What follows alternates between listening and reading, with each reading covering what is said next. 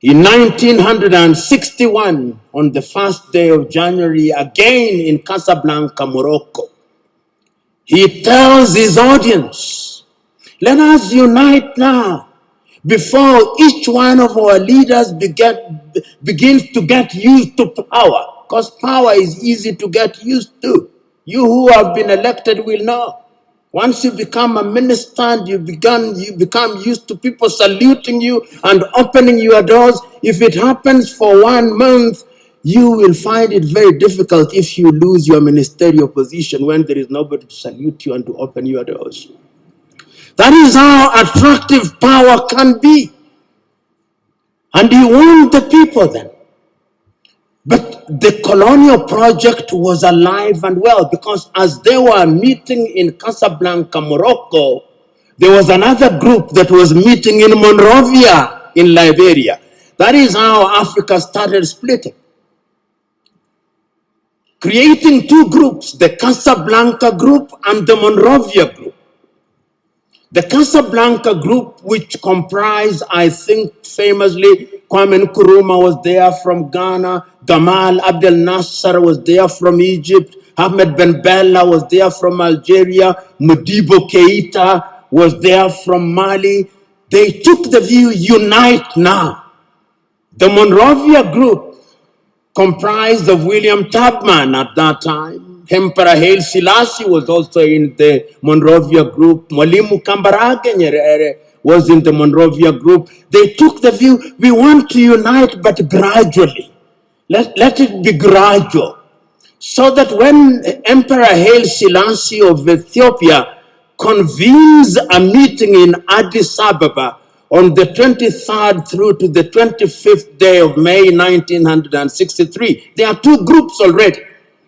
The Pan-African agenda is already being watered down. There is the Casablanca group and there is the Monrovia group. And the creation of the OAU was a victory for the Monrovia group.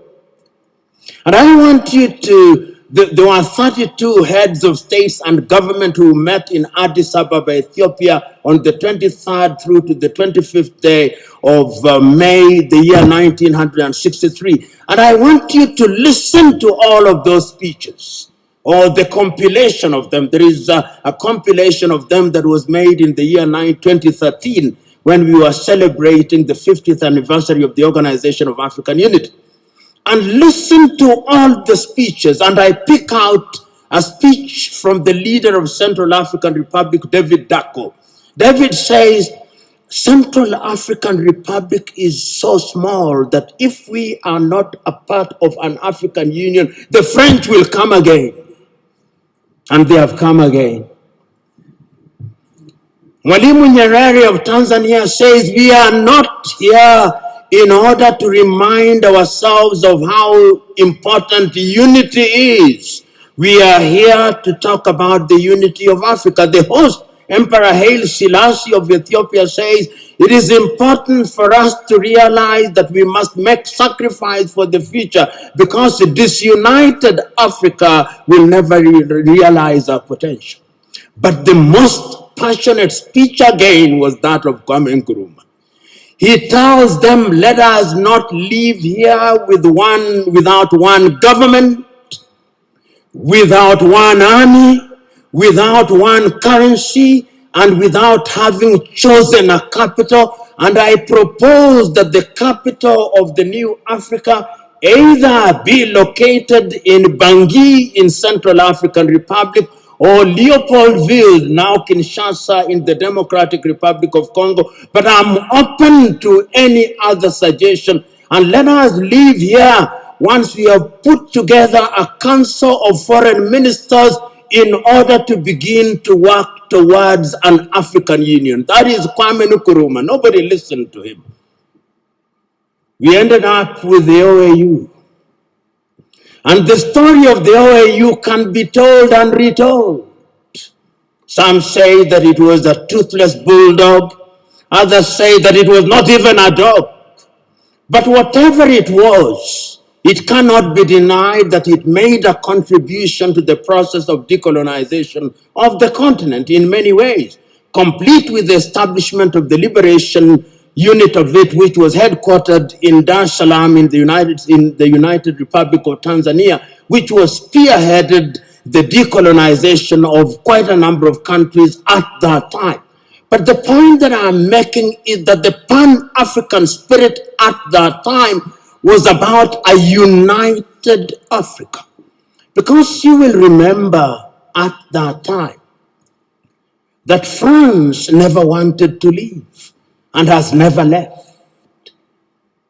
It is always instructive that when the French left, they formed an organization called Organization for French-Speaking Countries.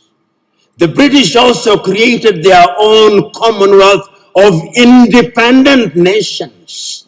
But what is instructive is that the Queen is always the head of those independent nations. Never understood that. Perhaps the presidents do. The Portuguese, of course, you know, never left easily.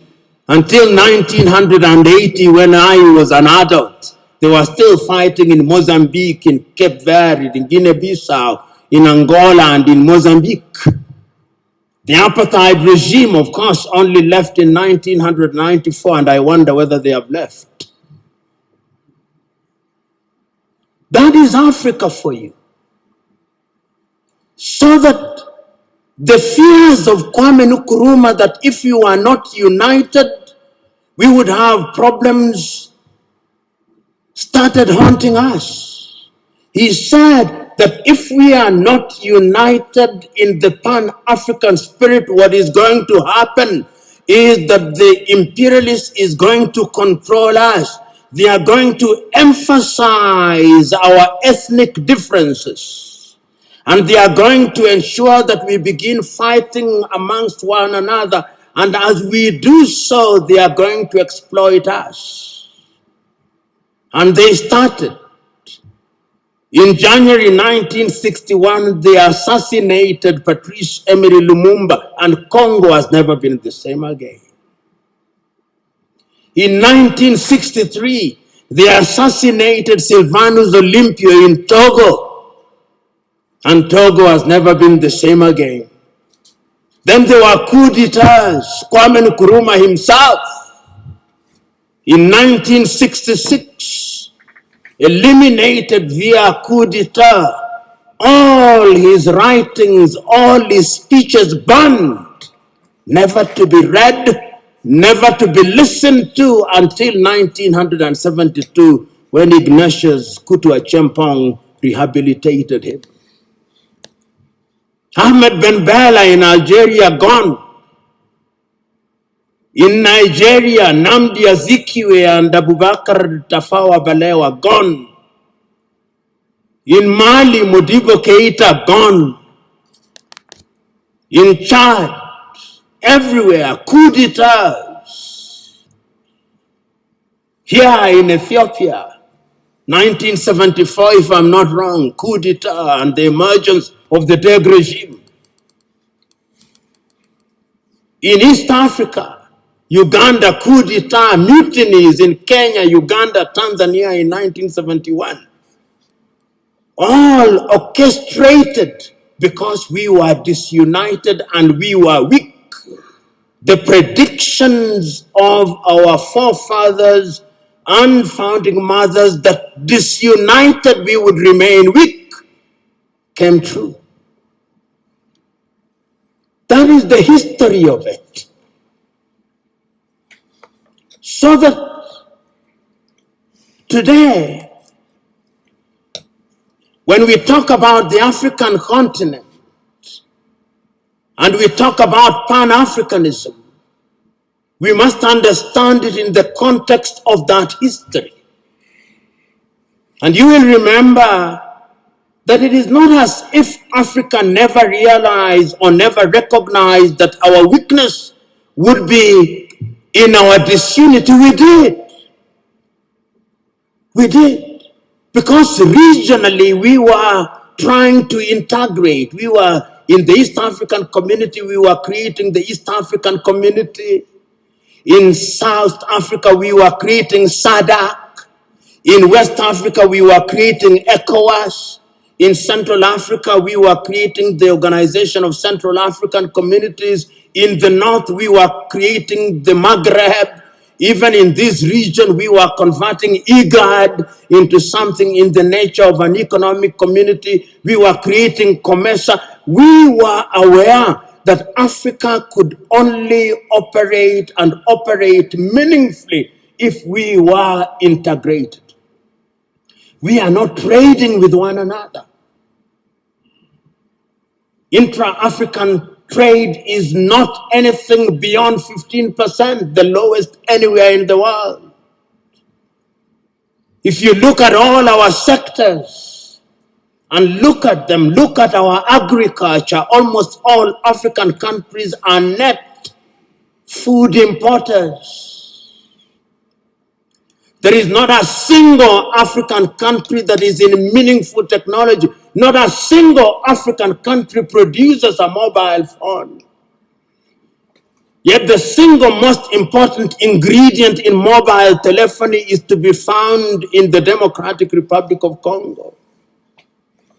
Not a single African country produces a car other than assembling completely knocked down kits.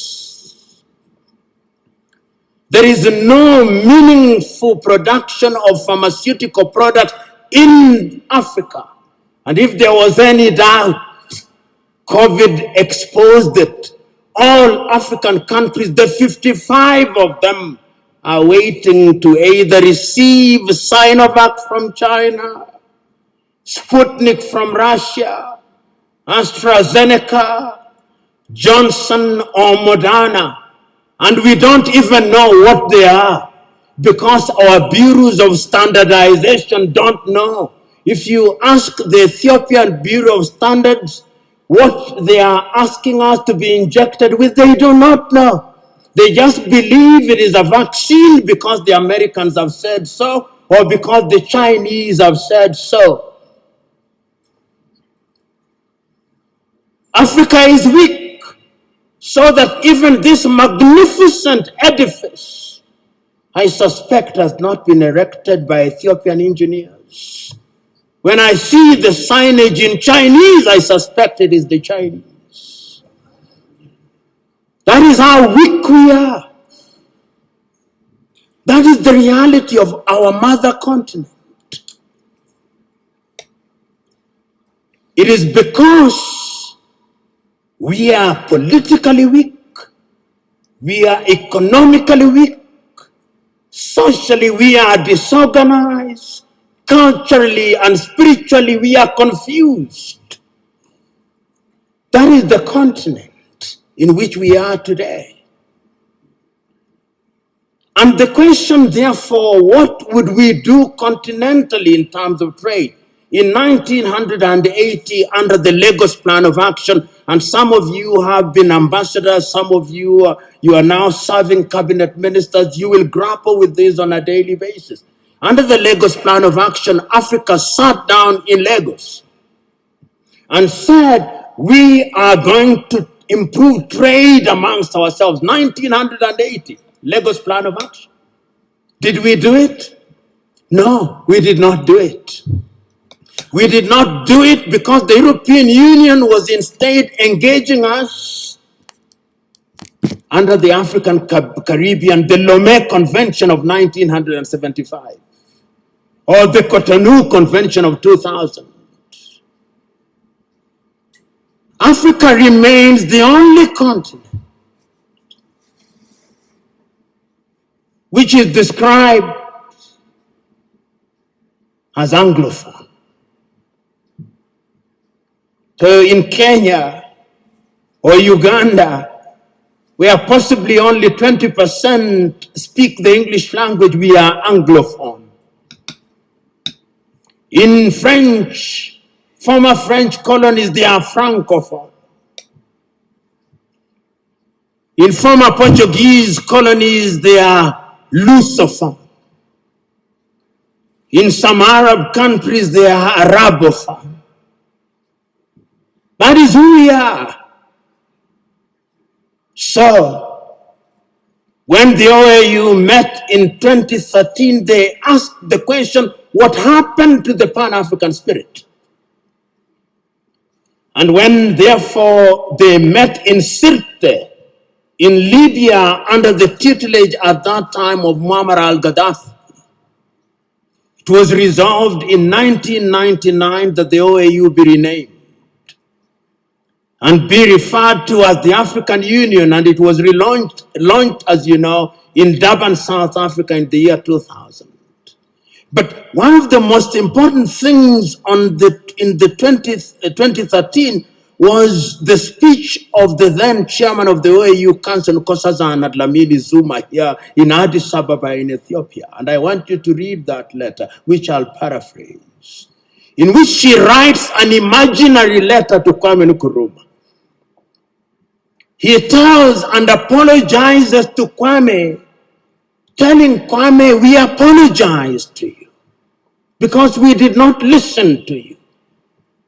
We are weak because we did not listen to you. We are divided into 54, 55, depending on whether the Moroccans agree that Sahrawi is a country. Nobody cares about us. And brothers and sisters, if you want to know how weak we are, and we are weak, look at how we are treated. Last month,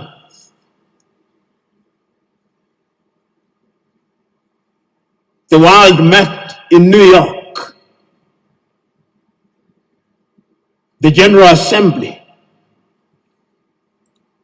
When African heads of states and government are speaking, the hall is empty.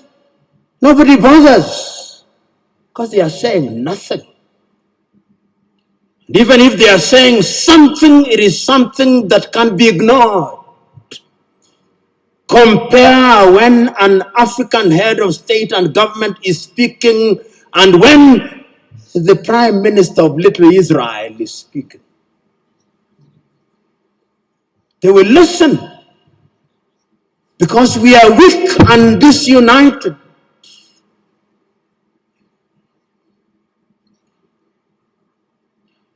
So we have a weak continent because the spirit of Pan-Africanism disappeared.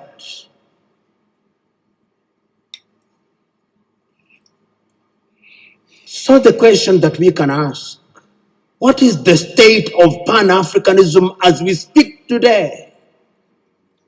The African Union, which is weak, says the right things and does the wrong things 9 out of 10 times.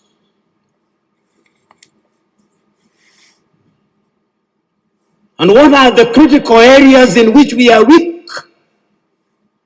We are weak politically because nobody listens to us.